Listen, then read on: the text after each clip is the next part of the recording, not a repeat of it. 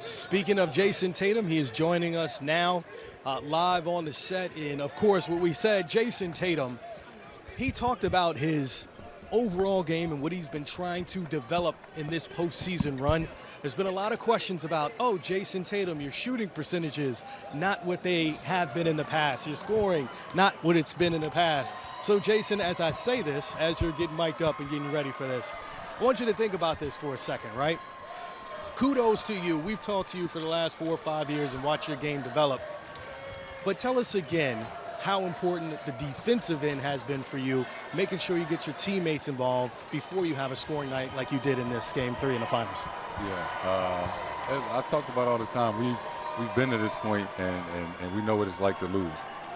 So just getting an opportunity to get back and having a mindset of everybody's going to do whatever it takes every single night for us to have a different outcome.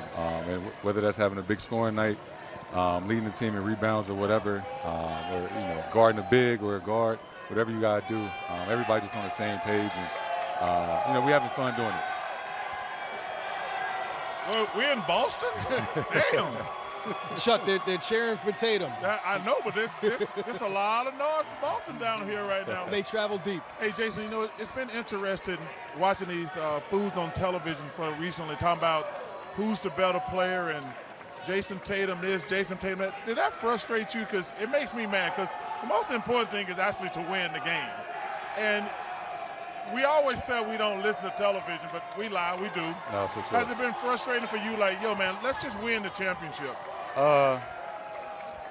Frustrating, I don't know. Have I heard it? Absolutely.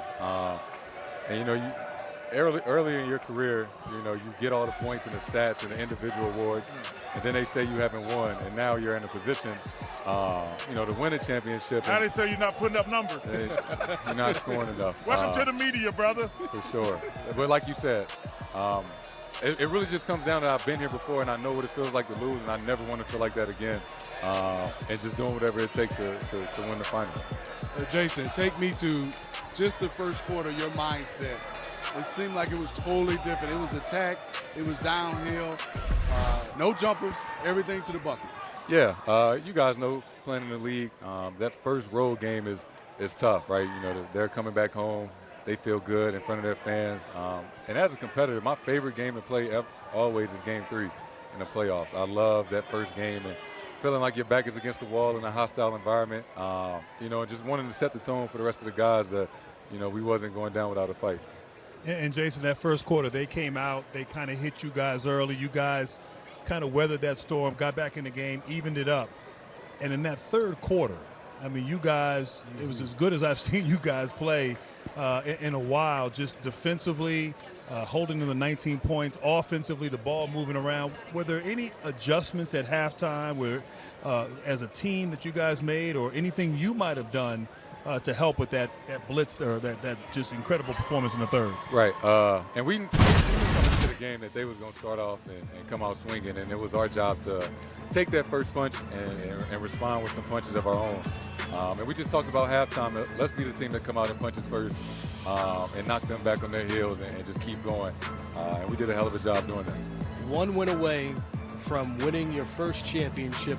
You were here 2 years ago, and you came up short. How did that motivate you to get back here and to be in this moment now?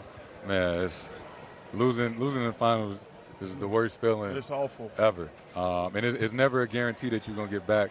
And last year we realized that we may have taken things for granted, let some series go longer than they should have and end up losing in the conference finals. And that was a wake-up call for us that, just because you have a good team, there's no guarantee you're going to get back to the finals. And really just honing in on this opportunity that we have and trying to make the most out of it. When you talk about Duke, one of the greatest basketball programs of all time, Christian Laettner, he's on the Mount Rushmore. But are you and Zion and Bobby Hurley, y'all like next on the Mount Rushmore, right? What is going on? It's definitely my man G Hill over here. I'm just trying to catch up. See, Jason, the media, they try to divide. Sure. They try to divide and conquer, man.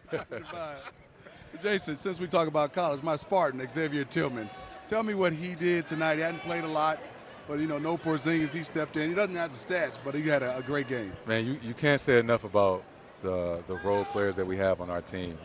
The guys that we call it the stay ready group. They never essentially know when they're going to play.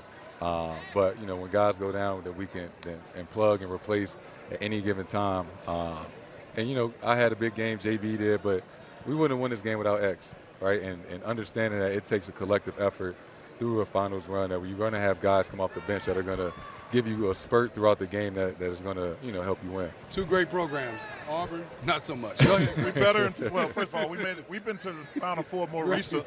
Great. Go I ahead. think. Tangent. I don't think so. It's not. That's not verified. No, it's not very. Well, We win in 22. Hey, underdog's not here. I don't know anything. hey, Jason, I'd be remiss. I got to ask you about Drew Holiday. Because Steve. Hold on, man. This It's is not Grant's 1-2-1. It's 1-2-3. Go ahead, Chuck. Go ahead. Chuck trying to win Finals MVP. over there. No, you got it. We got because Steve was just talking about, man. It's a pleasure and a privilege to watch him play defense. What had he meant? Because he's other than Porzingis, he's the biggest difference in y'all team this year. No, absolutely. I don't know how they let us get him, but I'm so happy that we got Drew on our team, and we just very fortunate. And he just makes winning plays. He's obviously been here and won the championship. And more than anything, he raises everybody else's level on defense, right?